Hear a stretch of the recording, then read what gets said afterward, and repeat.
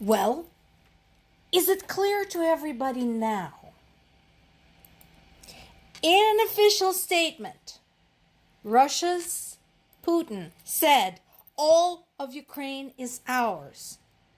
He proceeded saying everywhere a Russian soldier steps belongs to Russia. Does it clear things for you? Or are you going to sit there and tell me, oh, you're overreacting, you are exaggerating, he doesn't really want all of Ukraine, blah, blah, blah, blah, blah, blah, blah, blah, blah. Is this not clear to you? Does this need any explanation? When a man says all of Ukraine belong to Russia. Are we clear now? I don't care whom you support at this point, but please do not tell me that he didn't mean it, that he doesn't intend to invade all of Ukraine, that he just wants to protect the Russian-speaking population. All of that is bullshit, and he just told you so.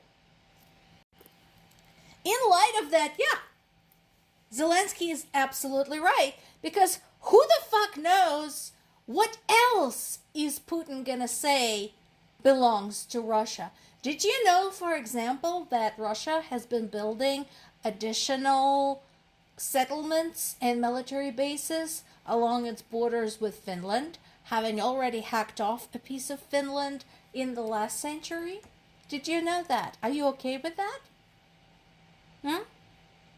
And yeah, a lot of you laughed when I said that Russia had discussed multiple times, officially on record, in the sessions of its parliament, the reappropriation of Alaska. Don't keep laughing. You know, the U.S. had a history of laughing about something until something comes falling on its head.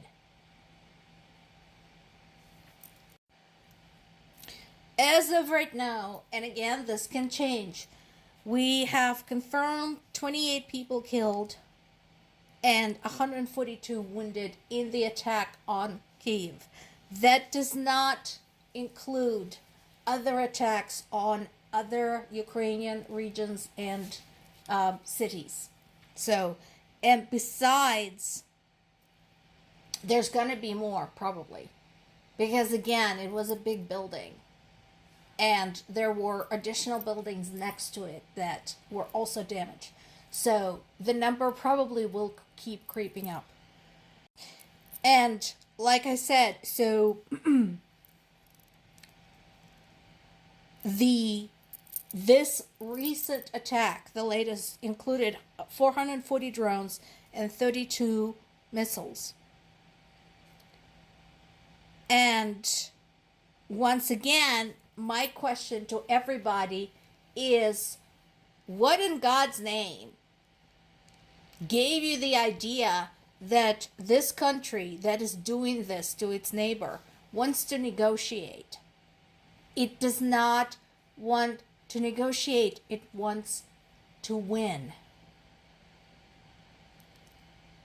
And they have already said, the Putin himself, his lapdog Medvedev, his mouthpiece Peskov, a bunch of members of the parliament, the members of the military, already said that they would rather burn Ukraine down to the ground than withdraw.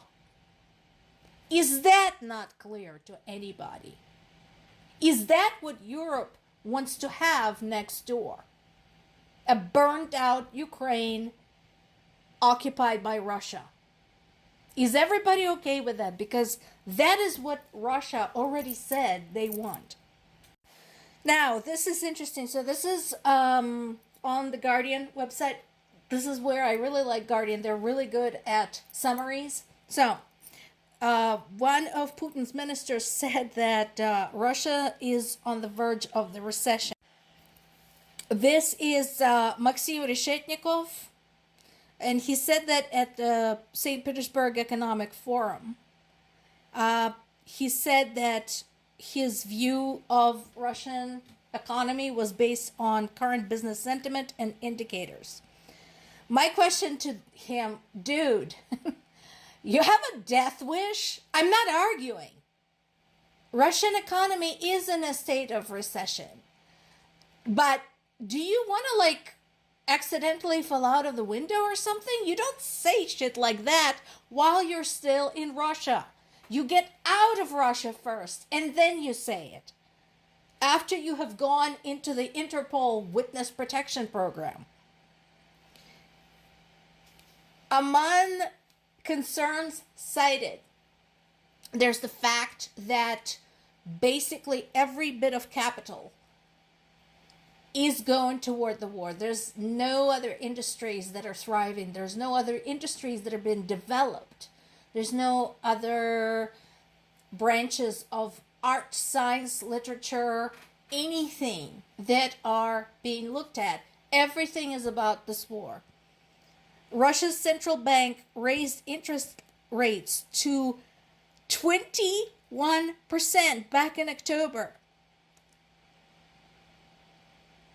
So it's been, they bumped it down to 20%. But still, think about it. Think about it.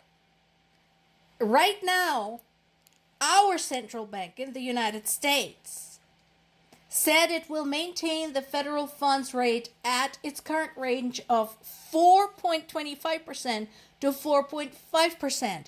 Russia's interest rate is more than 4 times as big right now. But their press, their mass media is constantly spreading rumors that everybody outside of Russia, including the US, including Europe, is starving, that the shelves are empty, that people are crawling, dying of starvation on the streets. I wish I was joking, but no, that is actually what they're reporting. It's a thing. And the prices are continuing to rise, of course, because what else have they got to do? Meanwhile, UN nuclear agency is trying to speak up about Zaporizhzhia nuclear power station. I don't know if they will succeed. Again, folks, a reminder to everybody, Russia is still on the UN Security Council, and Russia is still part of the UN. So the UN nuclear watchdog can talk about this all they want. As long as Russia is in that position, nothing is going to change. It's going to take international pressure to get this taken care of. So what's going on there? Right now, they're saying Zaporizhzhia nuclear power station cannot start operating again as long as the war is going on. Agreed. First of all, it's dangerous. There's bombs flying overhead. Second, Russian military, since they have occupied the station since 3 years ago, March of 2022, put landmines all over it, including next to the reactor buildings. And third, despite extensive security measures and renovations that were applied to the Zaporizhzhia nuclear power station following Chernobyl disaster, we have no idea what state they're in and whether those protocols have been maintained. So yeah, it's a problem. There is another prisoner exchange in the works. That's good news. Again, my heart goes out to those families. And Zelensky also has been pointing out that Moscow has been supporting Iran authorities. Remember, Iran has been a long-term supporter of Russia and a supplier of Shahed drones. A lot of people are saying, Israel jumped the gun. Israel had no right to unleash this. But you know what?